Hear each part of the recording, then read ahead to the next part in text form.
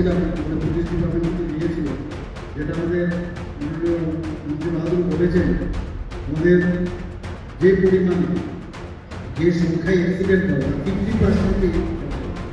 তো এই জায়গায় আমাদের চিন্তা করতে হবে কেন এই অবস্থা।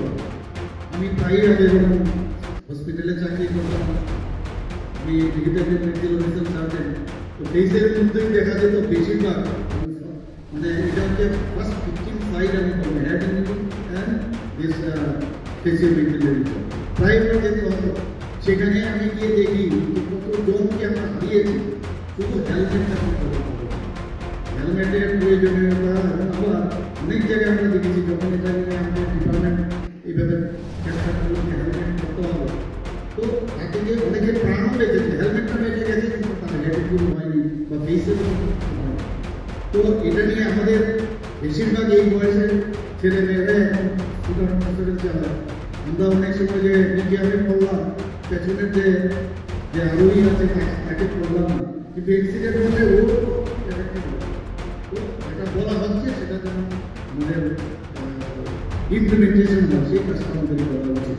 এখানে আমাদের যে আর্টিকেলের কথা আমি বললাম, সারা ভারতবর্ষে এখনও কিন্তু এই সড়ক দুর্ঘটনার ক্ষেত্রে এবং অ্যাক্সিডেন্ট আমরা কিন্তু এখনো কম আছে। আমি সে আর্টিকেলটা আমি দেখছিলাম গত কিছুদিন আগে, কিন্তু এতে করে আমি যদি ভাবি যে না আমরা আত্মতুষ্টিতে ভুগি, কারণ এটা ঠিক না। কারণ যখন আমরা দেখি যে আমাদের ফায়ার ব্রিগেড থেকে আরম্ভ করে আমাদের যে রোড ট্রাফিক অ্যাক্সিডেন্টে পেশেন্টদের নিয়ে যখন অ্যাম্বুলেন্সগুলো যায়, অত্যন্ত খারাপ লাগে যে এদের আত্মীয় কী হবে। তো আমাদের যদি ওই জায়গার মধ্যেও আমাদের হাই স্পিডে গাড়ি না চালানো, হাই স্পিডে মোটরসাইকেল না চালানো, নেশা করে বা ড্রাগ এডিক্টেড হয়ে মোটরসাইকেল না চালানো, দিস ইজ ভেরি ইম্পর্টেন্ট। অনেকে আছে মানে গাড়ি চালাচ্ছে মানে মোবাইল নিয়ে কাজ কথা বলছে, সেখানেও অ্যাক্সিডেন্ট। আমি গত কিছুদিন আগে আমার একজন জানাশোনা বাইরে সে কি ঘটনা হলো, অ্যাক্সিডেন্ট হয়েছে, ওদের ফ্যামিলি পুরো এতে করে হসপিটালে ভর্তি হয়েছে।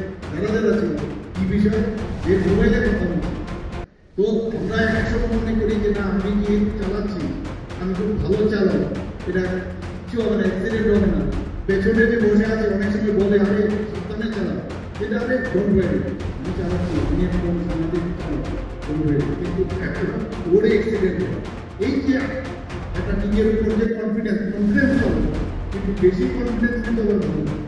তো এইগুলো আমরা বিশেষ করে যখন মোটরসাইকেল গাড়িগুলো চালাই মানে বিগ গ্যাপ, আর এইগুলো সমস্ত এই অ্যাওয়ারনেসের মাধ্যমে সবাইকে বলা। এবং যে কারণে আমাদের সুপ্রিম কোর্টে মাননীয় সুপ্রিম কোর্ট থেকে একটা ভার্ডিক্ট দিয়েছে, যত রোড ট্রাফিক অ্যাক্সিডেন্ট হচ্ছে তার 10% সারা দেশে আমাদের কমাতে হবে। ত্রিপুরাতে কিন্তু আমরা অনেকটা কমিয়ে আনছি, বিভিন্ন জায়গায় ব্ল্যাক স্পট আছে, সেগুলো আমরা এখন আমরা আইডেন্টিফাই করেছি। এখানে গতবার আমাদের প্রধানমন্ত্রী বলছিলেন হোয়াইট স্পট, তো black spot and white spot এইগুলো সম্পর্কে আমাদের বোঝা উচিত, what is black spot, what is white spot. বিভিন্ন জায়গায় আমার মনে হয় এই আজকের এই বিষয়ে অনেক এখানে আমি দেখবো, এখানে নিশ্চয়ই থাকবো কী কী বিষয় আছে, নিশ্চয়ই একটু এন্টারটেনিং হবে আমি বলবো এবং ভালো একটা বিষয় দাঁড়াবে। 24শে ডিসেম্বর এই কনজিউমার অ্যাক্ট চালু করা হয়েছিল। পরবর্তী সময়ে এখন অনেক বেশি চেঞ্জ হয়ে গেছে, ফিজিক্যালি যেতে হতো কনজিউমার কোর্টে, এখন ইচ্ছে করে আমরা মানে দ্রুত প্রযুক্তির যে আবিষ্কার তার মাধ্যমে আমরা ই-কমার্স প্রতারণা, ডিজিটাল ইত্যাদি অনলাইন মার্কেটিং এইসবের এগেইনস্ট আমরা অনলাইনে কিন্তু আমাদের ছেলেমেয়েরা তো সব মিলিয়ে যদি কোনো প্রবলেম থাকে ইচ্ছা করলে তারা মানে ফিজিক্যালি না গিয়েও অনলাইনেও তার কমপ্লেন দিতে পারে।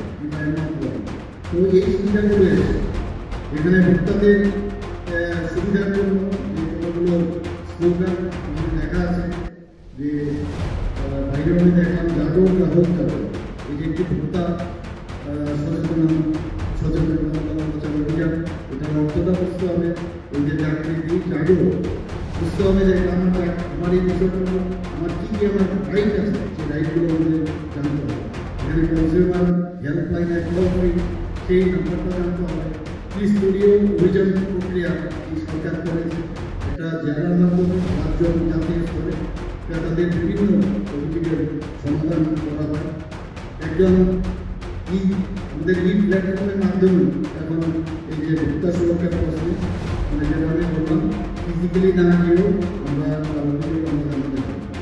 আমাদের বিভিন্ন জেলা স্তরেও এবং রাজ্য স্তরে তো আছে, বিভিন্ন আদালত আমাদের আছে, কনজিউমার হেল্পলাইন আছে আমাদের। সড়ক নিরাপত্তার কথা যদি আমরা বলি,